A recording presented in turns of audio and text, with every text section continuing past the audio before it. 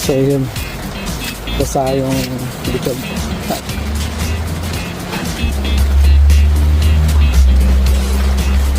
So nakalibre tayo kahapon. Okay,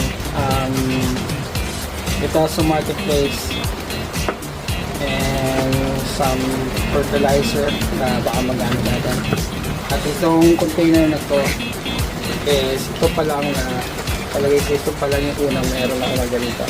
Like ko nakikita sa mga video ng mga naghahalangan. So keep natin to sa shed at ayusin natin para matik siya doon. At mukhang okay pa yung kahoy niya. And then to piyasa natin doon sa mga container na para 5 spot yung mga container natin.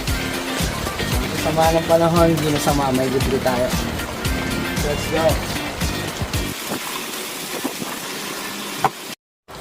So yun, basa yung likod, nagtutubig. At yan yung Scotch fine na nakuha natin sa araw at naitanim. Let's go!